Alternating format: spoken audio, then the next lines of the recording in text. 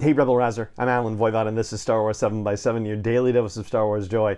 And thank you so much for joining me for it. So the rumors are true. Not one, not two, but 3 different Star Wars movies were announced at Star Wars Celebration. The date for each of those movies was not announced. I suppose we shouldn't necessarily expect that, but we'll do a little bit of speculating about that later on in the episode. One of the movies we actually already knew about. That's the one slated to be directed by Charmaine Obaid-Chinoy, which would make her the first female director of a Star Wars movie. That's very exciting. What we didn't know is what the deal was with that movie. So we found out at Celebration today that it would take place 15 years after the events of The Rise of Skywalker, and Daisy Ridley has signed on to return as Rey. She will be the Jedi Master of a new Jedi Academy, and the movie will talk about that and also about the forces that rise up to try to tear it down. And you may recall a while back that Daisy Ridley had posted something on her Instagram. I believe that's what the situation was. But basically,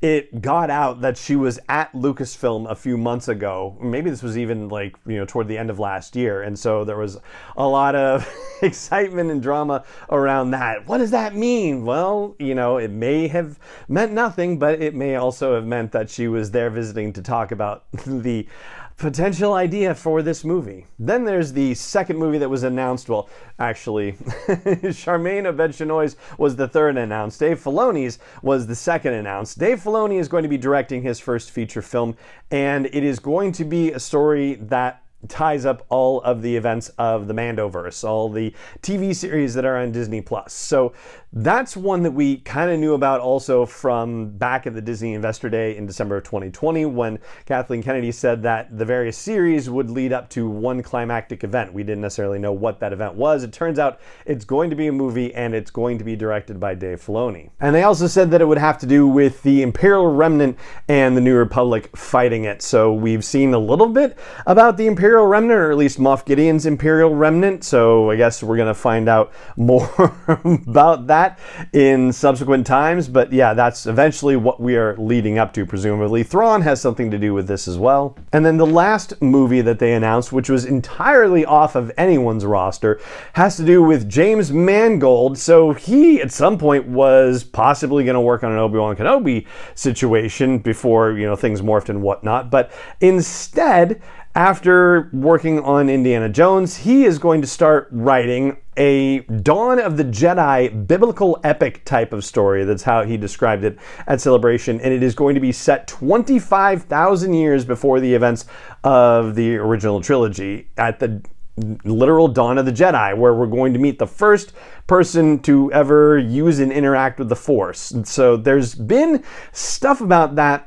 in Star Wars storytelling already. So there was a mosaic in Luke's Jedi Temple on Ahch-To that depicted what they referred to as the Prime Jedi, and that Prime Jedi mosaic, or a version of it, also was present in Starlight Beacon in the High Republic before bad things happened to Starlight Beacon. So that's who we're going to meet in this movie, apparently. And I'm sure a lot of other folks too. So which one, now the big question becomes, which one of these is going to debut in 2025?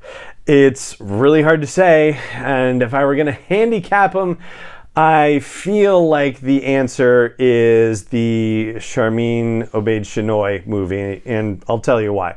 First of all, James Mangold hasn't even started writing his movie. That's not necessarily something that would prevent it from being in 2025. As you might recall, it's basically a similar timetable, just minus 10 years for what The Force Awakens was. And The Force Awakens was finished being written in January of 2014. So as long as James Mangold can write his script by January 2024, in theory, they could still make a December 25th, 2025 premiere date.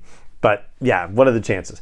Then you have Dave Filoni, who has been thinking about all of these different series and where they're going to lead for quite a while. We don't have any indication of whether he has written any part of this movie, or whether he's even the writer of it. I imagine he is at least co-writing it. We know he's directing it, but we don't know if he's also involved in the writing process. I would have to imagine he would be, though. But from a timing perspective, we don't know when Mando Season 4 is, and he doesn't necessarily think that it would be considered a finale for The Mandalorian. So, The Mandalorian could continue on after whatever happens in this movie. We have the Ahsoka series happening, and beyond that, we don't know anything else about what's going on. So, yeah, that one is just so in flux, it's hard to tell where it's going to land. Meanwhile, there had been apparently a lot of script work done, and a writer's room that apparently broke the story on the Charmin Obaid-Chinoy story. And then the writers who had been involved with that, and Damon Lindelof, who was also developing, also departed the project too, so maybe they are now in search of another writer. I don't know, but they have Charmin attached to it, so yeah, that one feels like it's the closest one right now, but there's really no way of telling for sure. And meanwhile, we also have to address the other elephants in the room, namely the Patty Jenkins movie, the Taika Waititi movie, and the Kevin Feige movie. And Sean Levy of Stranger Things was also supposedly considering a Star Wars movie in development as well. Kevin Feige's movie is backburnered to the best of our knowledge, and he had picked Michael Waldron to write it, but Michael Waldron is busy on various Avengers stuff and probably will be tied up for quite a while. Patty Jenkins' movie is still in some form of development, as she has said, but apparently also comparatively backburnered, it seems like. Taika was in the middle of writing his script for his movie, but then we haven't heard anything about it since, and hopefully he's done with it by now, maybe, but he obviously wasn't part of this announcement, so that does seem to suggest that his movie has moved further out into the timeline as well. So that's what I've got for you on the movie front, what we found out about Lucasfilm's plans for Star Wars movies in the future. However, there's still a lot to learn, and Kathleen Kennedy did say that we would be learning a lot more in the next several months. So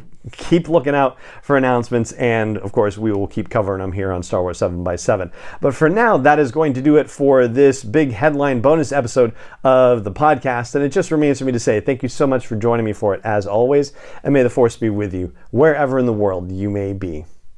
7x7 is not endorsed or sponsored yet by Lucasfilm Limited, Disney, or 20th Century Fox, and is intended for entertainment and information purposes only. Star Wars, the Star Wars logo, all names and pictures of Star Wars characters, vehicles, and any other Star Wars related items are registered trademarks and/or copyrights of Lucasfilm Limited, or their respective trademark and copyright holders. May the Force be with them. All original content is copyright 2021 by Star Wars 7x7. We hope you love it.